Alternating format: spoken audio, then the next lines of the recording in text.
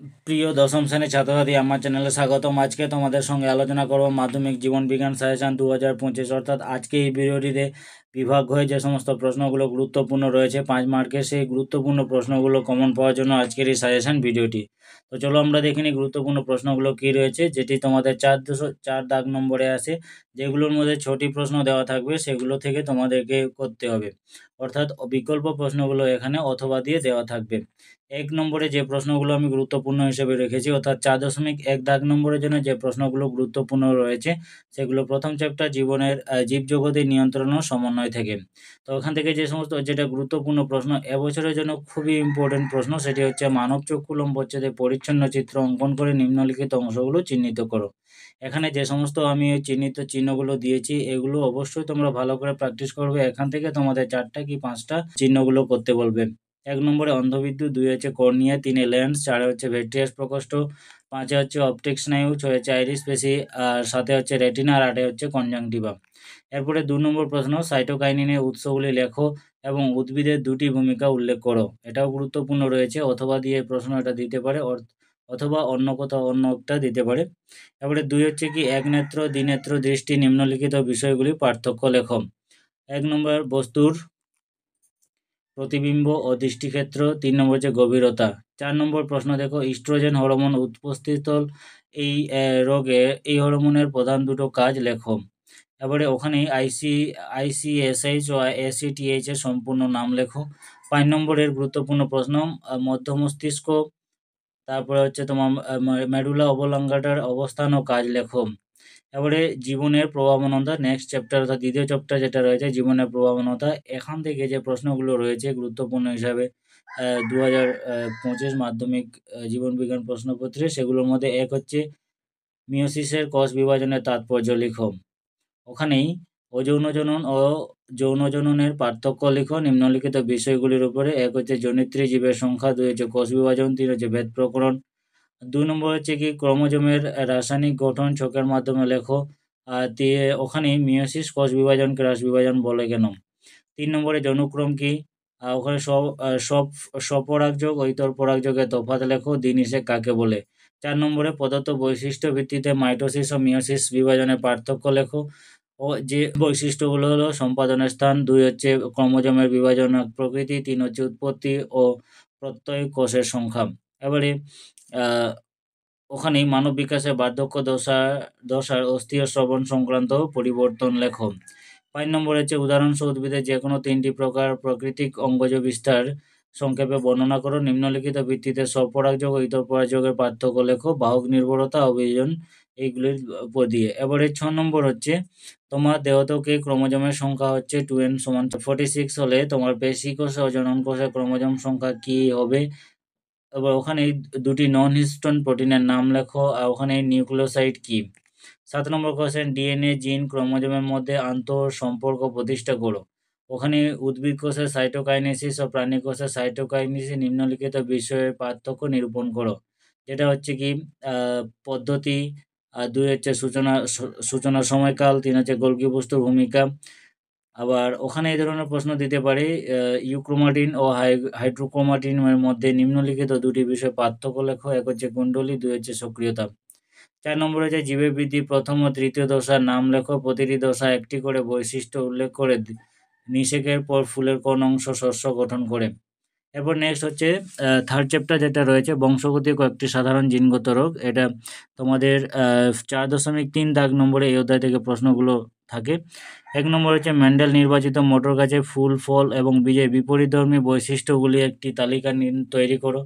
ওখানে অসম্পূর্ণ প্রকটতা কাকে বলে। 2 হচ্ছে তোমার দেখা একটি পরিবারে বাবা ও মা দুজনেই স্বাভাবিক, কিন্তু তাদের এক ছেলে হিমোফিলিয়া আক্রান্ত। এই ঘটনাটি কিভাবে সম্ভব তা একটি চেকারবোর্ডের মাধ্যমে ব্যাখ্যা করো। ওখানেই থ্যালাসেমিয়া প্রতিরোধে জেনেটিক কাউন্সিলিং এর গুরুত্ব কি। ওখানে এর বাদে এই প্রশ্নটা আসতে পারে, স্ত্রীলোককে হোমোগেমেটিক বলা হয় কেন। এরপরে 3 নম্বরে মেন্ডেলের মোটর গাছ নির্বাচনের 3টি কারণ লেখো। ওখানে F1 জন্তুতে উৎপন্ন একটি গোল হলদে মোটর বীজ যুক্ত গাছের জিনোটাইপ কি কি হতে পারে। এবারে 4 নম্বরে হিমোফিলিয়ার কারণগুলি লেখো, আর ওখানেই থ্যালাসেমিয়া রোগের কি কি লক্ষণ দেখা যায়। এবারে 5 নম্বরে একটি বিশুদ্ধ কালো বিশুদ্ধ সাদা গিনিপিগের মধ্যে সংকরায়ন ফলাফল চেকার বোর্ড সহ দেখাও। ওখানেই অ্যালিলোফর্ম কি?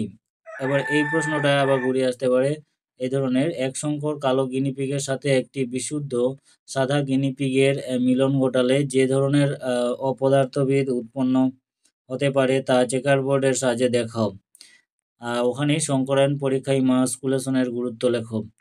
6 নম্বরে হচ্ছে মেন্ডেলের দ্বিসংকর পরীক্ষাটি চেকার বোর্ডের সাহায্যে ব্যাখ্যা করো ও স্বাধীন বিন্যাসের সূত্রটি প্রতিষ্ঠা করো। 7 নম্বরে মানুষের লিঙ্গ নির্ধারণে ওয়াই ক্রোমোজোমের গুরুত্ব কী? থ্যালাসেমিয়া মেজর রোগে রোগীকে বরাবর রক্ত দিতে হয় কেন? এর ফলে কী ক্ষতি হয়? 8 নম্বর প্রশ্ন, মেন্ডেলের মটর গাছ নির্বাচন করা 3টি কারণ লিখো। সমস্ত ব্যাক ক্রসকে টেস্ট ক্রস বলা হয় না কেন? এবারে চতুর্থ অধ্যায় অভিব্যক্তি অভিযোজন, এখান থেকে যে সমস্ত গুরুত্বপূর্ণ প্রশ্নগুলো আসে এবং এগুলো 4.4 দাগ নম্বরের জন্য গুরুত্বপূর্ণ। এবারে দেখো 1 নম্বরে ব্যক্তিজনই জাতিজনের পুনরাবৃত্তি ঘটায়, উক্তিটি ব্যাখ্যা করো। ওখানে জীবের আকার, শারীরবৃত্তীয় ক্রিয়াকলাপ ও আচরণের পরিবর্তনই হলো অভিযোজন। যে কোনো দুটি উদাহরণের সাহায্যে উক্তিটি ব্যাখ্যা করো।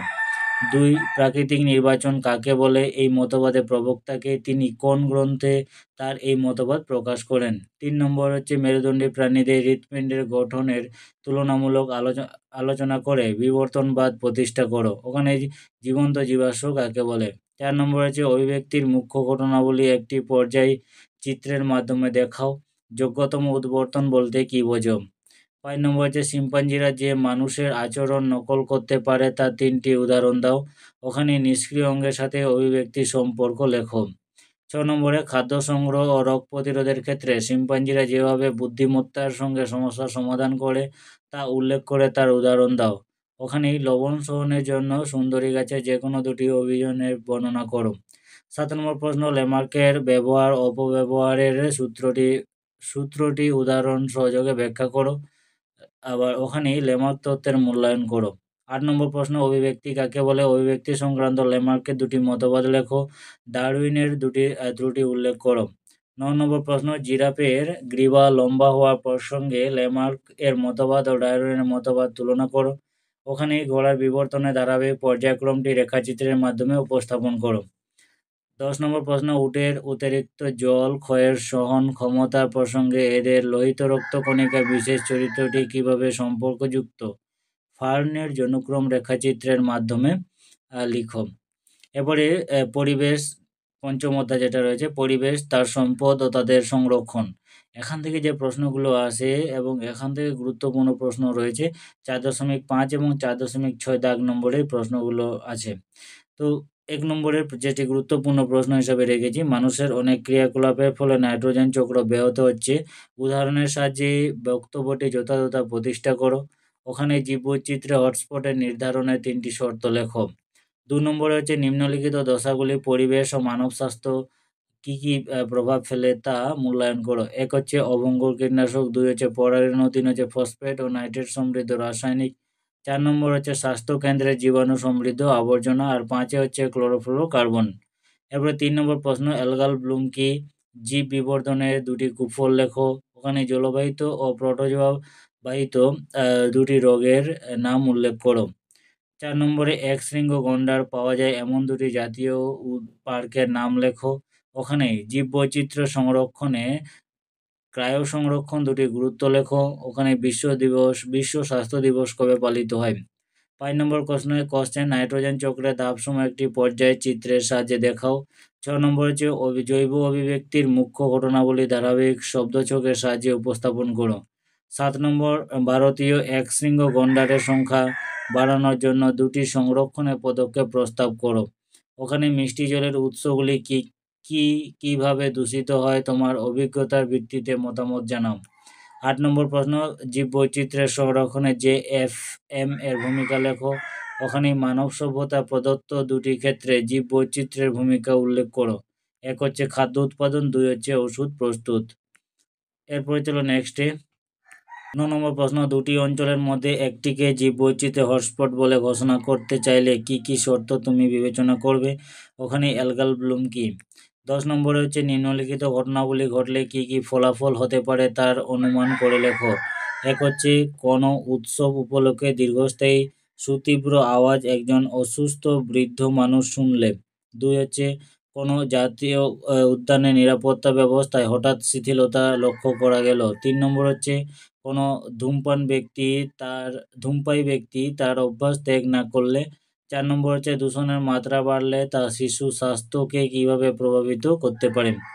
11 নম্বর প্রশ্ন, ভারতের বিভিন্ন বাস্তুতন্ত্রে কোনো একটি প্রজাতির সংখ্যা কমে বা বেড়ে যাওয়ার ফলে ভারসাম্য বিঘ্নিত হচ্ছে। উপযুক্ত উদাহরণ দিয়ে বক্তব্যটি যথাযথ প্রমাণ করো। ওখানেই নিম্নলিখিত অর্থনৈতিক গুরুত্ব সম্পন্ন উপাদান কোন কোন জীববৈচিত্র্য থেকে পাওয়া যায় তার একটি তালিকা তৈরি করো।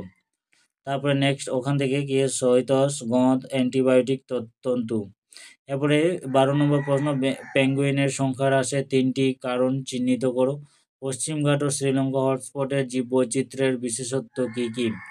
13 নম্বর প্রশ্ন, কিভাবে জীবদেহ থেকে পরিবেশে নাইট্রোজেন বায়ুমণ্ডলে ফিরে যায়? কিভাবে ভারতবর্ষ কুমিরের সংখ্যা বাড়ানোর জন্য তুমি সচেষ্ট হবে?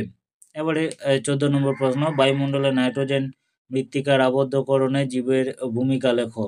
মানবদেহের শব্দ দূষণের 2টি ক্ষতিকারক প্রভাব উল্লেখ করো। এবারে নেক্সট হচ্ছে কার্সিনোজেন কি?